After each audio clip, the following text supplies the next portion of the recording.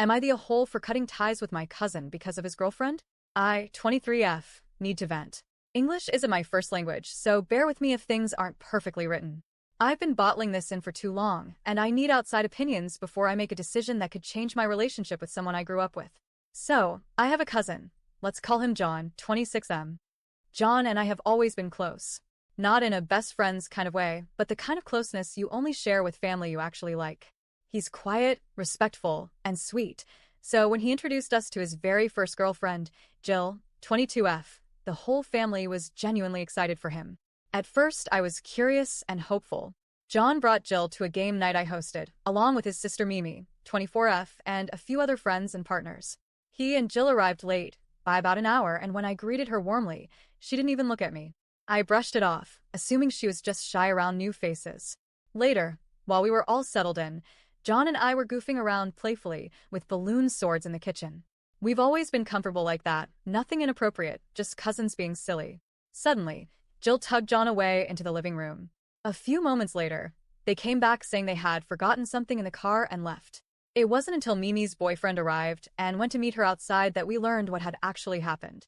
Apparently, John and Jill had gotten into a fight because she thought he was being too playful with me. I was dumbfounded. I mean, I'm his cousin. The accusation felt off, weird, even a little gross. When John and Jill returned, Jill's whole demeanor had flipped. She was suddenly sweet, chatty, and engaged. I thought maybe she just needed time to adjust and warm up. So I gave her a chance. I started chatting with her more, asking about her interests. I even tried to include her in the games. One of the games we played was AITA's, kind of like Werewolf, but with creatures and legends from African folklore. Jill insisted on being the narrator, even though she had no idea how the game worked. When I tried to explain, she dismissed me with, "I'll just say the names like in Werewolf." I gently corrected her, saying the names have meaning, and it's important to respect the culture behind it. She looked me dead in the eye and said loudly, "Well, I don't speak African, so..." There was a pause. My cousins and I, all from the African continent, exchanged a look. I sighed and let it go, not wanting to ruin the night. But it stung. It was more than ignorance. It was arrogance wrapped in casual racism. They left early that night. Jill claimed she had early classes the next day. Fair enough, but it was clear she was uncomfortable, and not just with the game. Over time, these little moments started piling up. Mimi confided in me that she didn't trust Jill.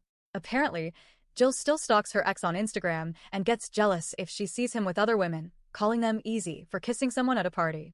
She also made a strange comment to John's father, of all people, saying something along the lines of, "You're lucky not to be immigrants." My uncle calmly told her they were actually from the African continent. She laughed and said, "Well, John's lucky to be with me then. I'm 100% white." That's when I realized this wasn't just a rough start. This was a pattern. The second time I saw her, my boyfriend and I invited them out to lunch. The entire car ride, she didn't say a word to me. She blasted music and only spoke to John. At lunch, John pulled me aside and told me that Jill felt excluded, and I should try to make more of an effort to include her. I was floored. I had been trying. I told him I'd try again, but only if she was willing to meet me halfway. Guess what? She didn't. Third time, she straight up ignored me at my uncle's house. No greeting. No smile. Nothing. Just cold silence. Christmas Eve, I hosted a picnic and invited the family. John and Jill arrived late again and brought her mother. Not a huge deal, but it hadn't been planned. Again, Jill didn't acknowledge me. Not even a hello. I kept trying. I planned another game night in the afternoon to accommodate them. Things were going smoothly until Mimi and her boyfriend arrived. Suddenly, Jill shut down. Didn't want to play anymore. John refused to, because they don't feel like it anymore. 10 minutes later, they abruptly left, without warning. The weirdest part? John's brother later told us they openly bragged about their sex life to him, oversharing to the point of discomfort. It was awkward and unnecessary, and made everyone else feel off. And then came the Canada trip. We have family there, and John and Jill stayed with one of our cousins. That cousin later told me that Jill left her period-stained pants on the bathroom floor, was picky with food, no rice, no fruits, no vegetables, and spent the whole trip talking badly about me.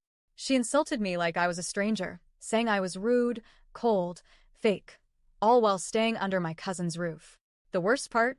John paid for everything, her clothes, jewelry, expenses. And now Jill wants them to move to Canada, claiming she found a nursing school for $10,000 a year, which John would obviously pay for. This, after she secretly dropped out of her previous nursing program and didn't tell anyone.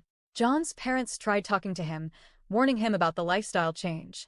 But Jill keeps pushing that Canada is their dream future. John visits his family only when he has to now. He told me recently that he feels imprisoned and unseen by his parents. And yet, he doesn't see what Jill is doing to all of us. Just yesterday, Mimi called and asked me to come over because John and Jill were visiting. She wanted to have an honest conversation with them. The moment Jill saw me, she wrote something on her phone and showed it to John. Suddenly, they had to leave to feed her mother's cats.